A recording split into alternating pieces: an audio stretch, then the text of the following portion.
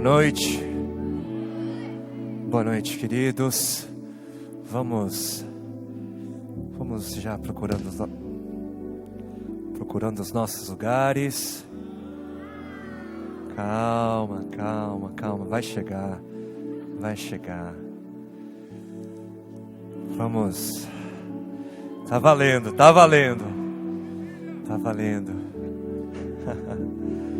Tudo bom, gente? Tudo bem? Uau, que dia intenso, né? Eu sei que... Acho que tem um pessoal que chegou à noite também. Vocês que chegaram agora. Para a gente continuar cumprindo o protocolo. Sejam muito bem-vindos. Em nome de todos. Em nome de tudo que temos buscado representar. E em nome daquele que é o nosso alvo. É a nossa satisfação. É o nosso Senhor. É o nosso Deus. Nós vamos continuar mergulhando nessa realidade. Nós vamos continuar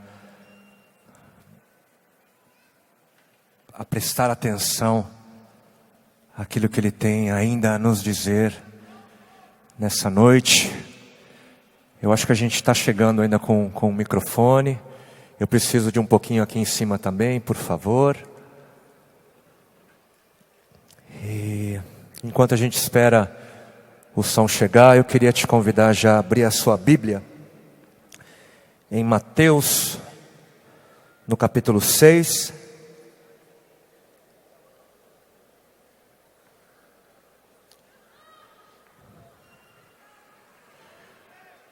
Precisamos das luzes, sim. Que haja luz sobre todos.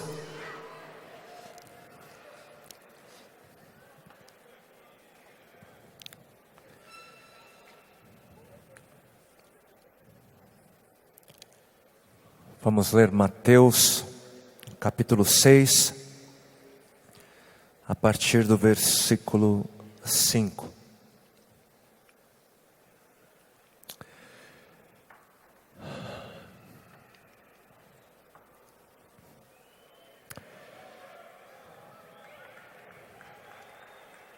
Aê. E houve luz.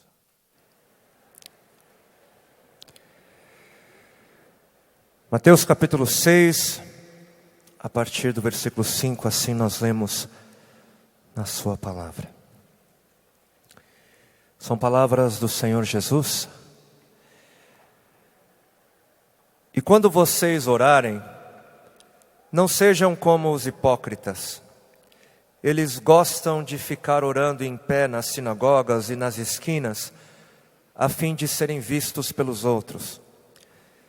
Eu lhes asseguro que eles já receberam sua plena recompensa. Mas quando você orar, vá para o seu quarto, feche a porta e ore a seu pai que está no secreto. Então seu pai que vê no secreto o recompensará.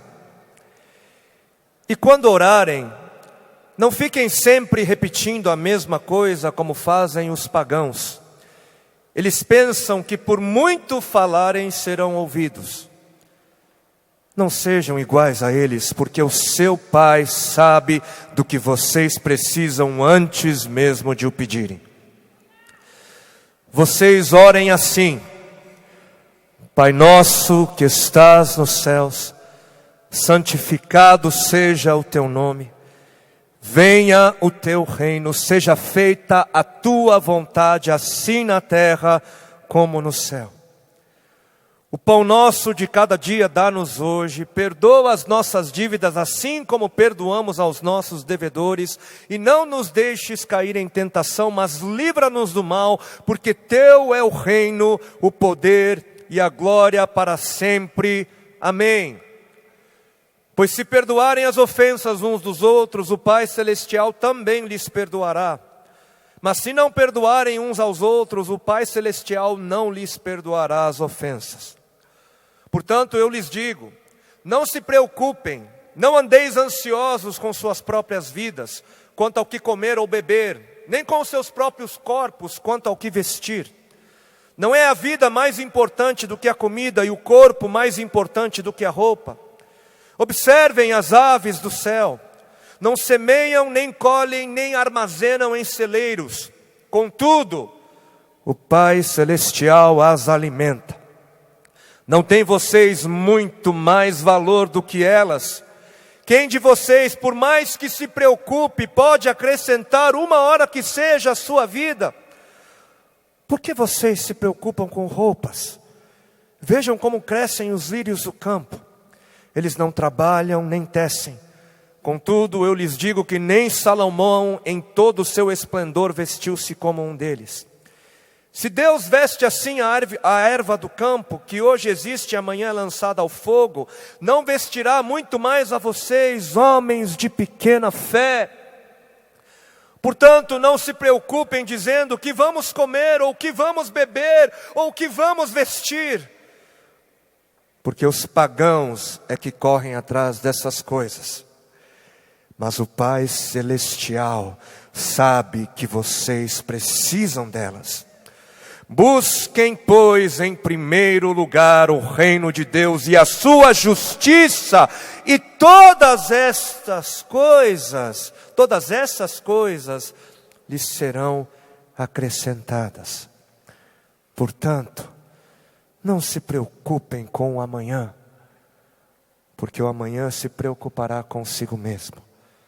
Basta a cada dia o seu próprio mal.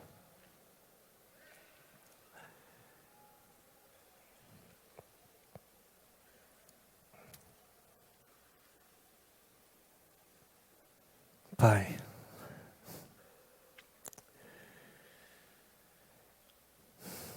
queremos, Senhor, te ouvir.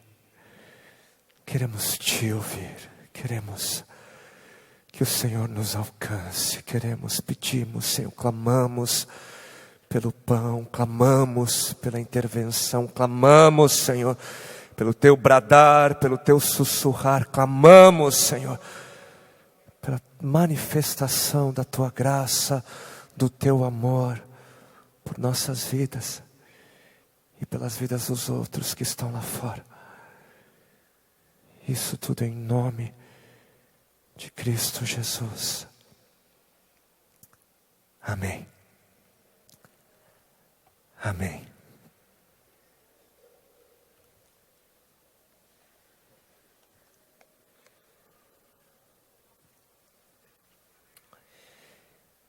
Eu quero confessar que por muito tempo, mas por muitos anos eu carrego no meu coração o desejo de falar algo sobre a oração mais conhecida pela humanidade.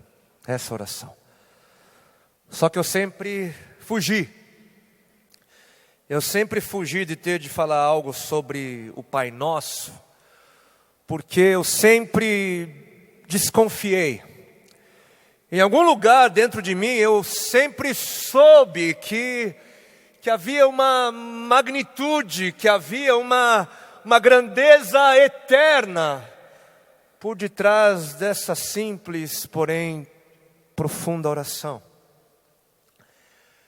Mas, se eu ouso falar algo sobre essa oração nessa noite, não é porque eu creia ter encontrado todas as respostas ou todos os tesouros, ali contidas, escondidas, escondidos, mas se eu ouso falar sobre o Pai Nosso hoje é porque eu creio que precisamos resgatar alguns dos valores perdidos acerca da oração. E que o Senhor nos ajude nessa hora. O Pai Nosso é um dos grandes tesouros que o Senhor Jesus deixou para a humanidade. Um dos grandes tesouros.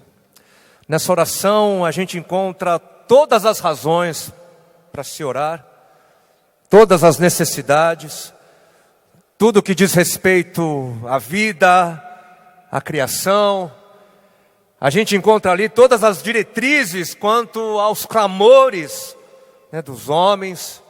A gente encontra o Evangelho, né, tudo. Tudo é incluído e apresentado nessa simples oração. De tão simples, ela é acessível a crianças, adultos e idosos. Todos são capazes de assimilar o Pai Nosso, independente de cultura, de classe social, de escolaridade. Todos têm acesso por conta da sua simplicidade, mas ao mesmo tempo doutores e mestres, eles se debruçam, estudam durante anos e anos a oração por conta da profundeza e por conta da genialidade por detrás das palavras. E não é à toa que o Pai Nosso é de longe a oração mais recitada. Não é à toa que o Pai Nosso é de longe a oração mais memorizada. A maioria nem se lembra de quando memorizou o Pai Nosso. E de longe é a oração mais famosa e comentada de todos os tempos. Bilhões de pessoas espalhadas pelo mundo fizeram e fazem essa oração aos domingos. Numerosas são as pessoas que fazem essa oração em momentos de angústia, em momentos de necessidade, em meio às batalhas. Fazemos essa oração quando estamos com medo, quando ansiosos, quando arrependidos. E fazemos a oração do Pai Nosso em momentos de alegria, de gratidão e de louvor também. Mas eu temo que, apesar de toda essa familiaridade, eu temo que o Pai Nosso seja incompreendido por muitos. Porque alguns acham que o Pai Nosso busca responder à pergunta: o que devo dizer na oração? Ou quais são as palavras que Deus aceita em minhas orações? Ou pior ainda, alguns acham que o Pai Nosso busca responder à pergunta: o que devo dizer para ser atendido? Qual é a fórmula? Quais são as palavras certas que vão fazer com que Deus faça aquilo que eu quero?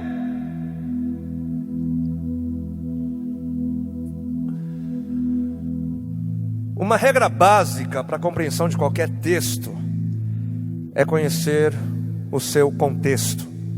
O contexto é o conjunto de informações que vem antes e depois, né? E eu fiz questão de ler os versículos que vêm antes e depois do Pai Nosso, para que a gente fosse levado a perceber que até mesmo o Pai Nosso, ele tem um contexto. Existe um ambiente ao redor, né, que vai me ajudar a entender melhor do que se trata a oração. Ninguém pode querer entender um texto bíblico lendo esse mesmo texto fora do seu ambiente imediato e até mesmo fora do seu ambiente mais abrangente. Todo texto, bíblico ou não, para ser melhor entendido, ele precisa ser lido a partir de um todo, ele precisa ser visto a partir de um quadro geral, senão a gente cai no erro de entender de forma incompleta, de forma irreal. E no contexto imediato, o Pai Nosso, ele está ali inserido no capítulo 6 de Mateus. Capítulo 6. Então se faz necessário ler o capítulo 6. No contexto um pouco mais abrangente, o Pai Nosso em Mateus, ele está inserido na fala do Sermão do Monte, dos capítulos 5 ao 7. Então leiamos o Sermão do Monte. Num contexto um pouquinho maior, o Pai Nosso, ele está inserido no livro de Mateus. Leiamos Mateus. No contexto ainda maior, o Pai Nosso, ele está inserido na revelação de toda a Bíblia. Leiamos a Bíblia toda. Mas no contexto ainda maior, o Pai Nosso, ele está inserido na história e na cultura do seu tempo. Conheçamos a história e a cultura. Mas no contexto máximo, ou ir no contexto máximo, o Pai Nosso, ele está inserido na pessoa de Cristo Jesus. Na pessoa de Jesus. Ele é, em última instância, o contexto máximo de tudo que está escrito. De tudo. Porque é tudo sobre Ele. É tudo sobre Jesus. E sem olhar para Jesus, sem olhar para Ele, sem conhecê-lo, sem experimentar da sua realidade, a gente pode acabar entendendo tudo errado.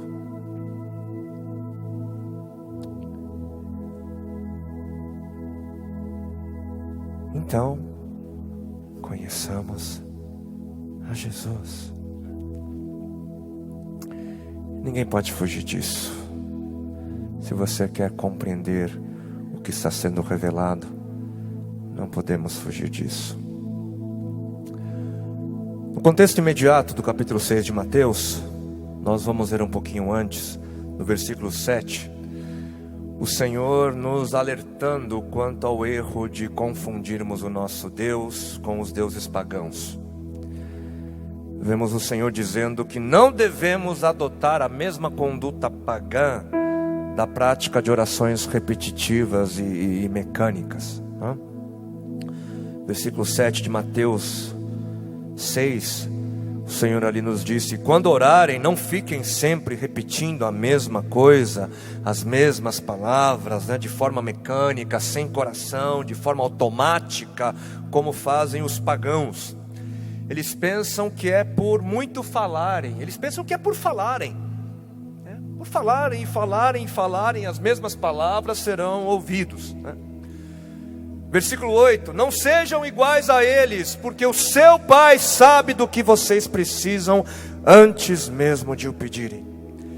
E versículo 9: vocês orem assim: Pai nosso que estás nos céus. E a princípio parecem ser contraditórias as palavras do Senhor nesses 3 versículos que nós acabamos de ler.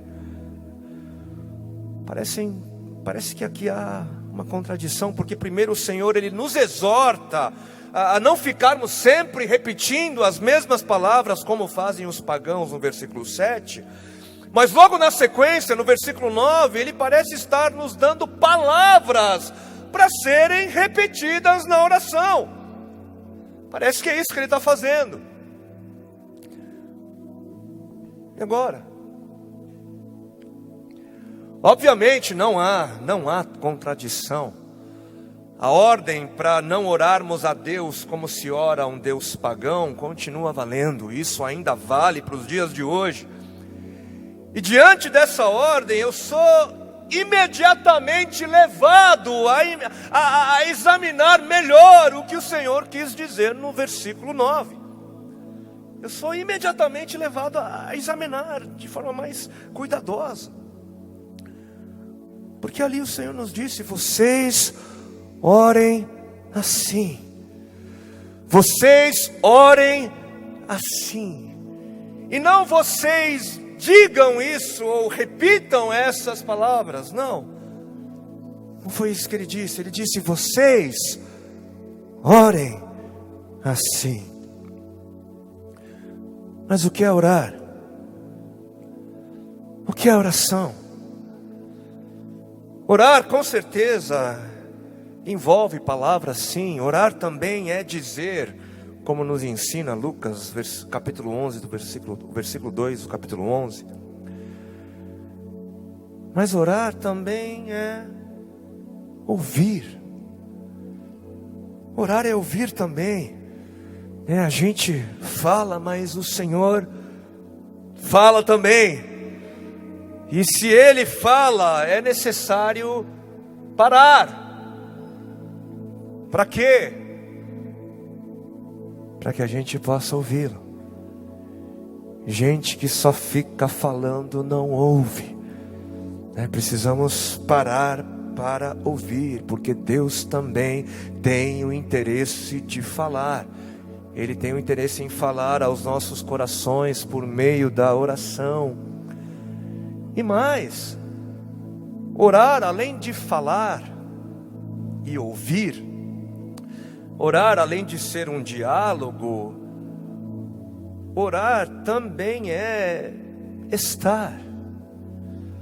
Orar também é permanecer, mesmo que no silêncio, mesmo que nenhuma palavra seja dita. Orar é estar. Por quê? Porque orar é, acima de tudo, se relacionar com Deus. Orar é interagir, orar é corresponder a Ele, é corresponder à Sua presença, à Sua revelação. A oração é o meio pelo qual nos relacionamos e crescemos na intimidade e conhecimento de Deus. E tomando como exemplo o meu relacionamento conjugal,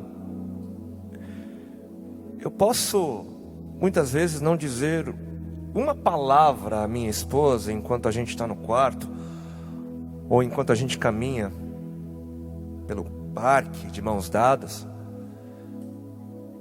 Só que vocês podem ter certeza de que mesmo assim, eu e ela, a gente ali, nós estamos nos relacionando. E mesmo assim, mesmo sem dizer uma palavra, apenas estando, nos relacionamos. Quando a gente pensa que a oração é apenas algo que se diz, que orar é apenas algo que se faz com a boca, a gente perde toda a beleza do convite feito por Deus para estarmos com Ele. Esse é o convite da oração. Ele nos convida para estarmos junto dEle. Porque Ele deseja a nossa companhia, Ele deseja a nossa comunhão. Ele, o Rei dos Reis, o Senhor e Criador de todo o universo, Ele convida a mim, Ele convida a você para estar com Ele numa audiência privada. Só você e Ele, somente você e Ele. No quarto secreto, Ele ali deseja compartilhar com você aquilo que a eternidade tem de mais preciosa, que é a vida santa de Deus.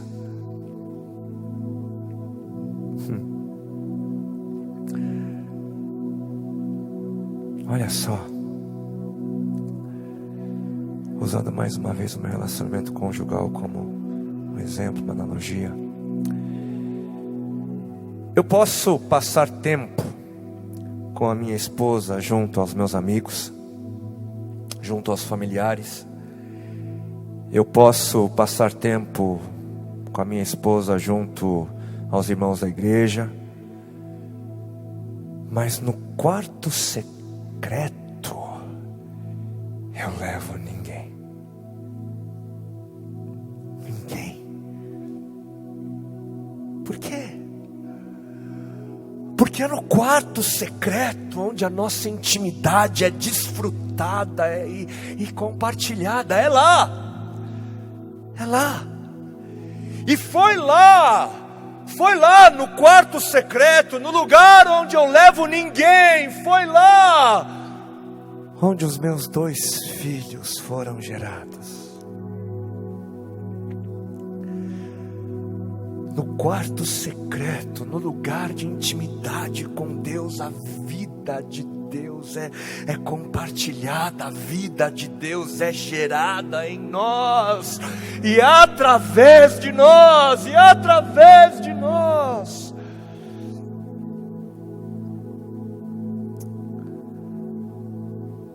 Agora, aqueles que têm um pouco mais de conhecimento da cultura na época do Senhor, esses vão se lembrar de que era costumeiro um rabi ou um mestre ensinar orações aos seus discípulos. Isso era bastante comum.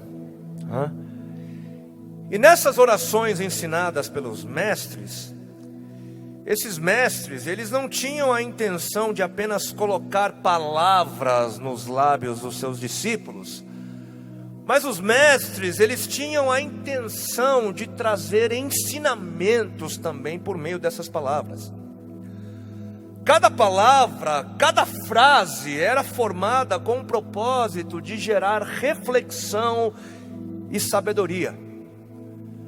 A oração ensinada pelos mestres era material para meditação e conhecimento.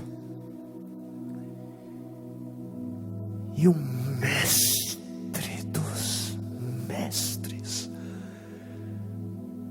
nos ensinou uma oração. E qual é a sabedoria?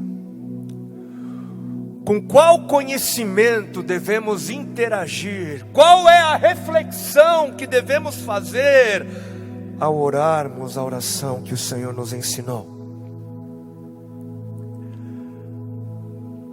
Pai nosso, que estás nos céus.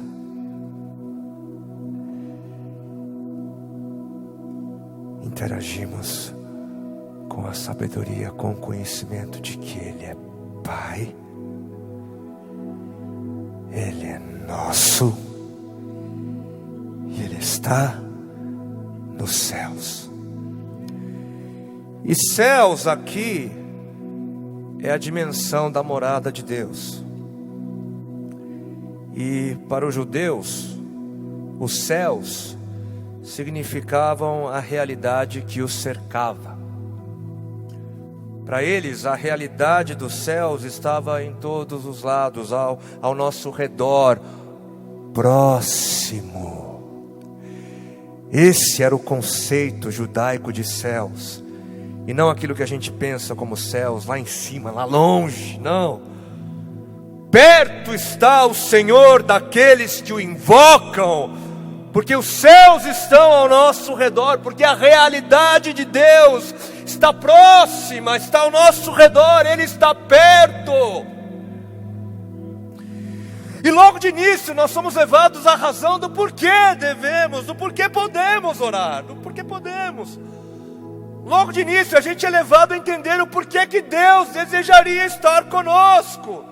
De início nós somos levados a entender o porquê não precisamos nos afundar em preocupações e ansiedades quanto ao que comer, quanto ao que vestir. Por quê? Porque Ele é Abba, Ele é Abba, Ele é Pai, Ele é Abba, Ele é o Abba. E para nós falarmos do valor da realidade paterna do nosso Senhor, a gente iria precisar de várias conferências como essa. Mas certa vez, no dia do seu batismo, Deus Pai disse a Jesus, seu filho, o seguinte: você é o meu filho amado. Você é o meu filho amado em quem eu tenho prazer. Deus Pai, durante todo o seu relacionamento com o Jesus humano, Ele sempre confirmou o seu amor por Ele, sempre. E por isso Jesus, o Senhor, Ele cria no amor do Pai, confiava no amor do Pai, mesmo tendo recebido como missão a cruz.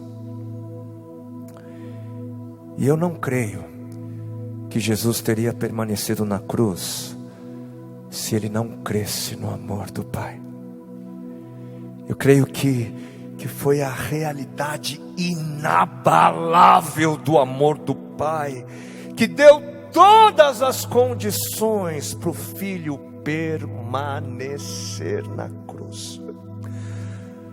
Foi a confiança no amor do Pai que fez com que Jesus permanecesse na cruz. Foi essa a certeza. Quando as circunstâncias mudam, muitos passam a desconfiar do amor do Pai e acabam tomando medidas próprias. Quando as circunstâncias mudarem, não deixe de crer no amor do Pai. Muitos se esquecem de que ser filho de Deus implica em ser participante da cruz.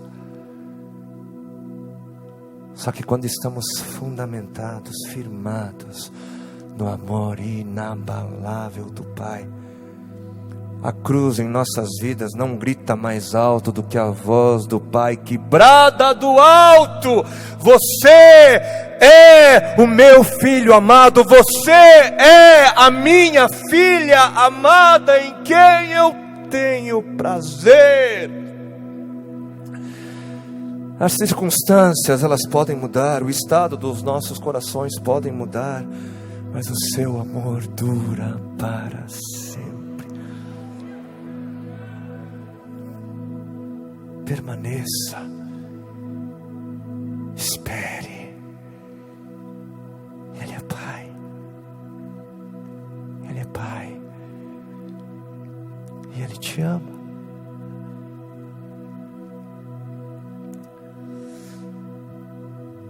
Só que o Pai, Ele não é Pai meu, Ele é Pai nosso. Ele é nosso. E na oração que o Senhor nos ensinou, logo de início também, Ele resgata a realidade de que fazemos parte de uma só família, de que fazemos parte de uma única e grande família global. Essa é a realidade da raça humana. Somos todos irmãos, todos temos o mesmo Pai, temos o mesmo Criador. Ele é nosso, Ele é nosso. Mesmo quando eu sou chamado para entrar no quarto secreto e orar sozinho, eu sou levado a me lembrar de que o Pai não é somente meu. E diante da paternidade de Deus, nós somos levados a perceber que por causa disso, os índios do Amazonas, que os africanos do Saara e os nordestinos do sertão, diante dessa paternidade, a gente é levado a perceber que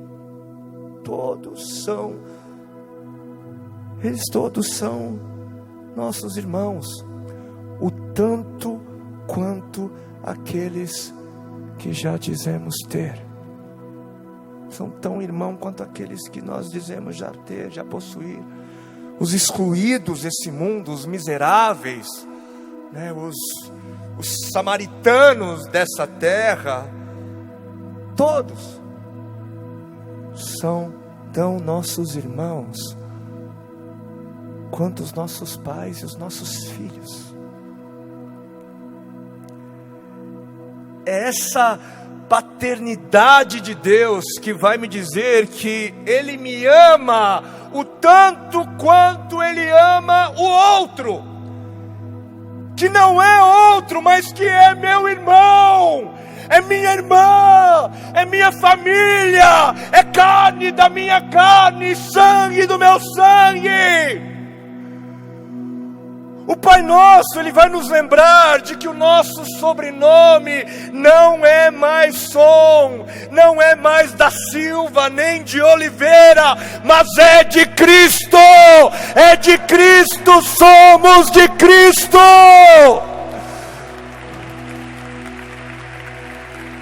Somos uma só família, estamos todos unidos e conectados no Pai que é nosso.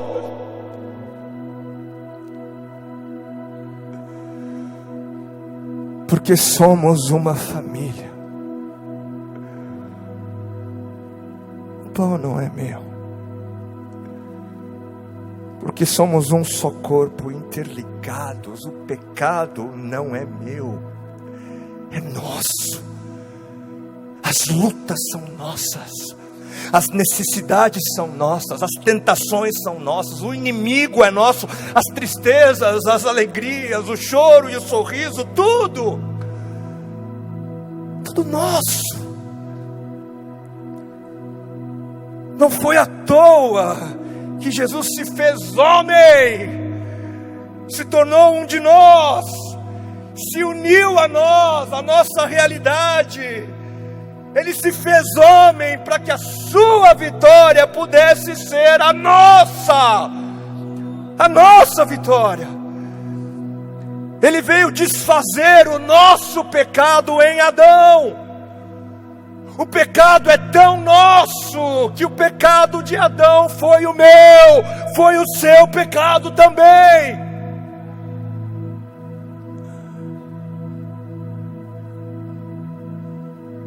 Não ousemos deixar de amar o próximo, porque ele é pecador. O pecado dele é nosso também. João 3,17 vai nos dizer que Deus enviou seu Filho ao mundo, não para julgar o mundo, não para condenar o mundo, mas para que o mundo seja salvo por Ele. Quando a gente se coloca como juízes, quando a gente condena o próximo por pecados que não são apenas deles, mas são nossos, a gente se distancia e acaba excluindo, ao invés de buscar incluir. Quando o pecado é do outro e não meu também, eu acabo criando uma justificativa para não amar. Muitas vezes nós temos condições de ajudar o próximo a sair da condição pecaminosa, mas enquanto o pecado for apenas do outro e não meu também, não vamos querer nos envolver.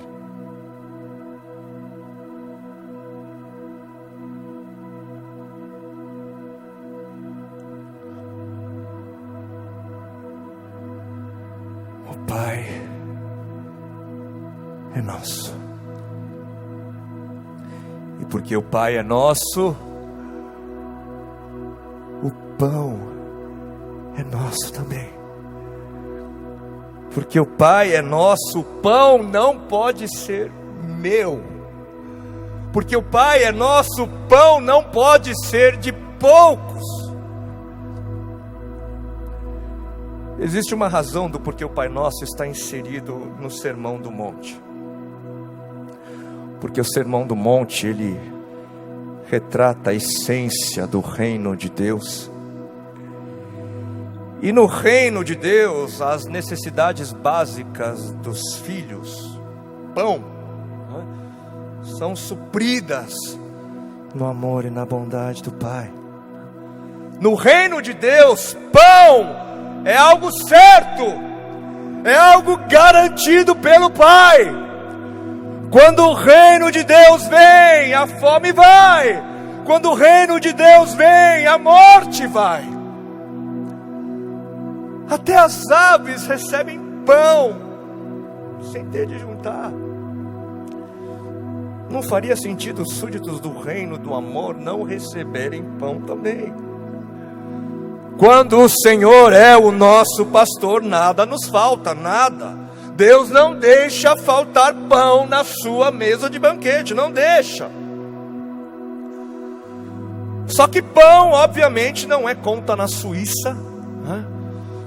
Pão não é Ferrari na garagem. Pão é aquilo que nos é necessário para a subsistência. Deus não estabeleceu compromisso nenhum quanto às nossas empreitadas que vão nos trazer além do pão diário, além da porção diária, como acontecia ali com o povo no deserto durante o Êxodo. Quando ali o povo foi suprido no deserto com maná, o Maná era o bastante para aquele dia, para cada dia havia uma porção. E a ideia fundamental aqui, obviamente, é a nossa dependência como filhos. E quando pela graça conseguimos aquilo que vai além das nossas necessidades, quando pela graça a gente consegue mais do que nós precisamos, compartilhar é aquilo que nos mantém sãos.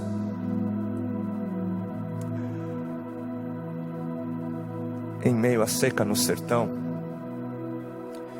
eu aprendi que o homem, quando ele não tem aquilo que lhe é indispensável, básico, ele se transforma em algo que Deus nunca planejou. Por isso que o indispensável Deus garante àqueles que são participantes do seu reino. Ele garante, porque o indispensável é o que mantém a integridade do homem. E o mesmo acontece, o mesmo fenômeno acontece quando temos demais, porém. O mesmo fenômeno acontece quando a gente tem demais, quando nós acumulamos por acumular. Quando o homem não compartilha daquilo que ele não precisa com aqueles que padecem por não terem o que lhe é excedente, ele também é desconstruído.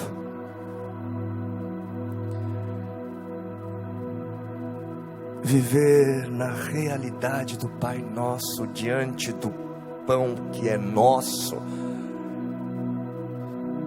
isso garante a nossa sanidade, garante a sanidade do homem.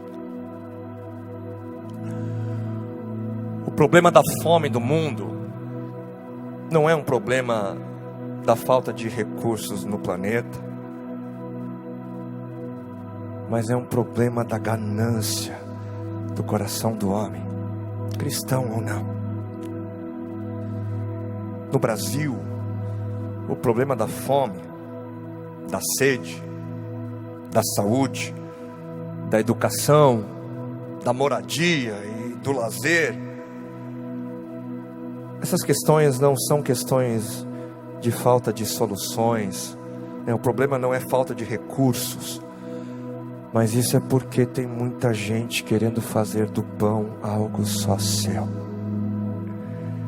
Muita gente querendo fazer aquilo que é de todos algo particular. E no blog do querido pastor Carlos Queiroz, que com muita graça ministrou nessa manhã aos nossos corações, no blog dele eu encontrei um texto que vem de encontro conosco nessa hora. Ele escreveu o seguinte: no seu blog ele escreveu que o alimento é um direito de todos os seres humanos. Quando uma minoria detém a maior parte dos bens, outras pessoas irão padecer necessidade. O problema da desnutrição para muitos está na má utilização dos recursos naturais, quando se visa apenas ao lucro e o acúmulo de capital, o que também leva à degradação do meio ambiente. Logo, o Pai Nosso não é uma prece para ser meramente repetida em nossas liturgias. Ela é a oração sobre a ética da propriedade e dos bens. Para Jesus Cristo, vale mais uma vida eticamente correta do que a oração corretamente pronunciada. Há muitos cristãos orando o Pai Nosso sem contudo expressar o reconhecimento, muito menos o arrependimento de que estão pondo muitas pessoas sob o castigo da fome e da morte. E é por causa de nosso egoísmo, revelado quando comemos muito e deixamos outros com fome, que existem muitos doentes e mortos em nosso meio. Não discernir essa realidade significa comer e beber juízo para si, conforme 1 Coríntios capítulo 11, versículos 23 ao 27. Para muitos de nós, o Pai Nosso pode ser compartilhado e dividido, mas o pão, esse não, é exclusivamente meu. Ele é o ídolo que só na reza ou na burocracia religiosa pertence ao outro. O máximo que fazemos é uma doação filantrópica de nossas sobras. E se damos as sobras, apenas denunciamos o nosso contexto de injustiça. É hipocrisia doar a sobra como se fosse um ato de misericórdia. A misericórdia se evidencia pela doação daquilo que nos faz falta. E ele finaliza o texto dizendo: não podemos mais admitir que nosso país, o maior em número de católicos e o segundo maior em número de protestantes, seja um dos países mais injustos do planeta. A falta de pão na mesa do pobre é um problema decorrente da falta de espiritualidade no altar dos cristãos. A carência de alimento passa a ser um sinal da nossa falta de espiritualidade, à medida que o outro não o tem.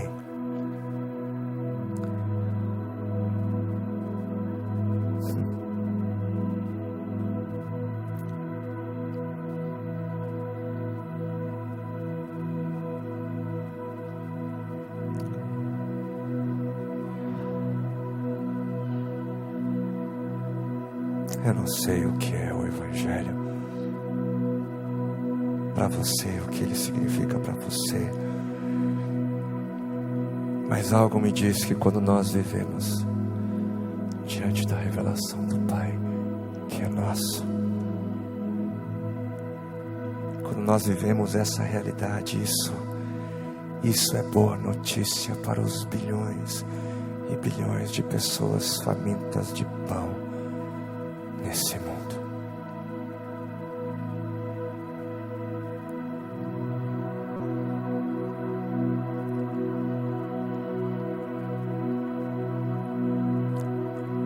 Vamos orar.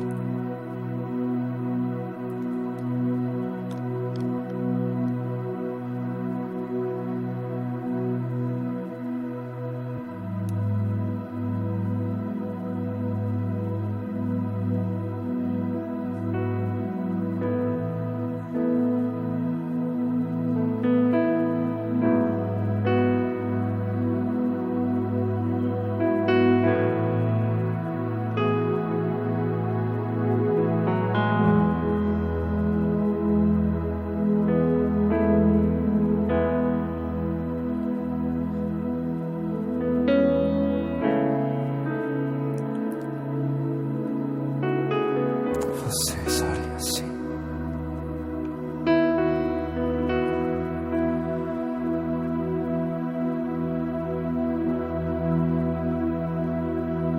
Quando a música esmorece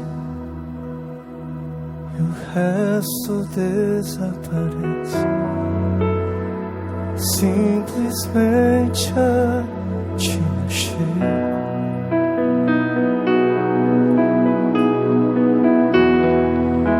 Ansiando oferecer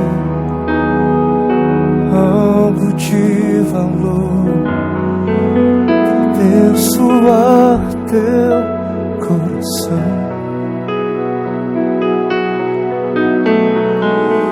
Mais que uma canção eu te darei, pois apenas uma canção não é o que queres.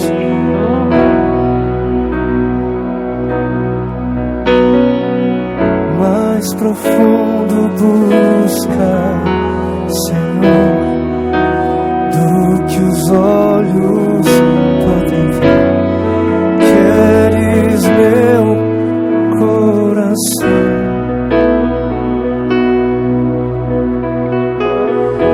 Estou voltando à essência, à essência, essência. Lô, me perdoa.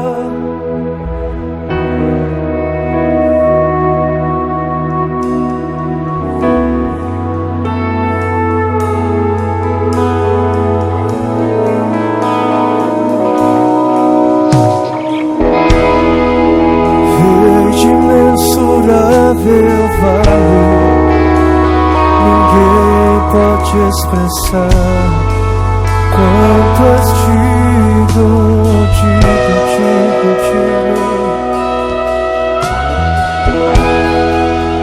Embora eu seja pobre e fraco, tudo que eu tenho é teu. Cada fôlego,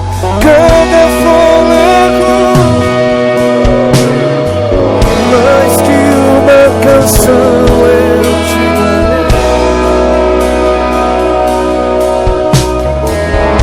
Não é o que queres de mim, não.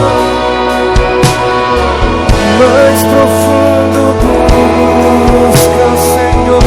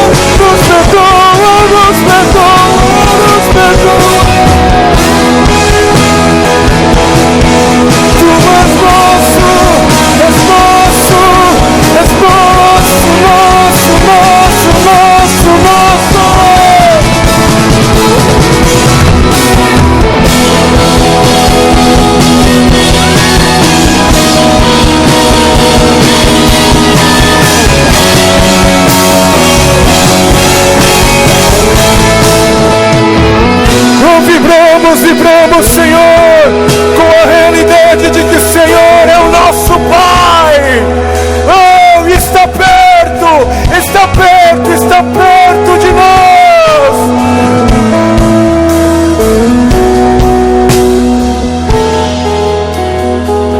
Nós nos lembramos dos nossos irmãos. Nos lembramos da grande família, nos lembramos.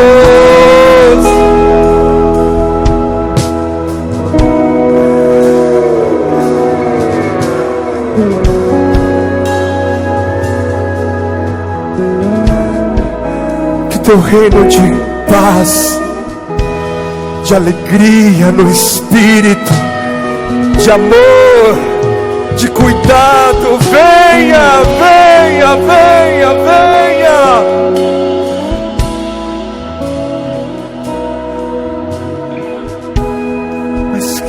Mas para isso Para isso, Senhor, ensina-nos a orar como o Senhor orou no Getsêmani, quando Ele orou por sua vontade. O Senhor Jesus pôde fazer essa oração, Ele pôde orar: seja feita a sua vontade, porque Ele estava disposto a fazê-la, Senhor.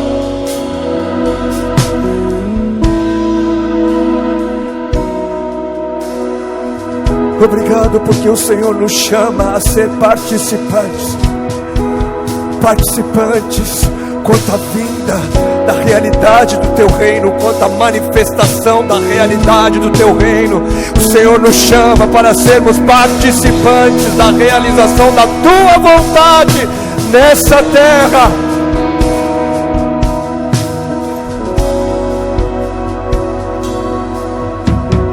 Oh Deus, ó Deus, ó Deus, ó Deus, ó Pai, porque o Senhor é nosso. O pão tem que ser nosso, tem que ser nosso. Oh Senhor, aqui se encontra uma juventude, aqui se encontra, Senhor, aqueles que sonham com o futuro. Que eles possam sonhar com um futuro onde o pão não é meu, mas onde o pão é nosso. Oh Senhor, projetos de vida que incluem o outro, projetos de vida onde aquele que está ali, Senhor, Senhor, na África, no Sudão, na sarjeta, esquecido pelo mundo, mas não esquecido pelo Senhor, possa fazer possa fazer parte dos nossos projetos, dos projetos de vidas aqui, Senhor, presentes.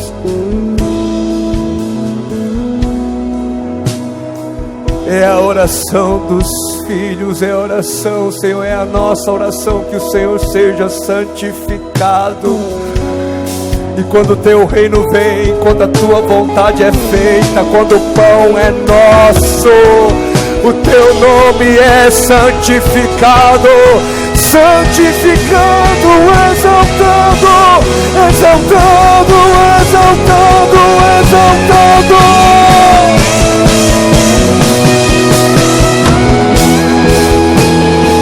Santificado seja o Teu nome, Pai.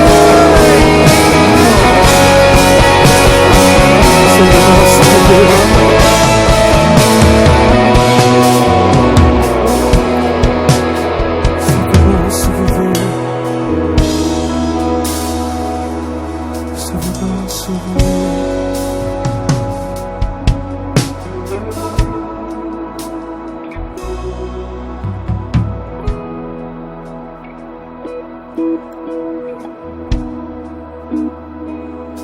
tudo sobre Ti, tudo sobre Ti, sobre Ti, sobre Ti, Senhor, Senhor.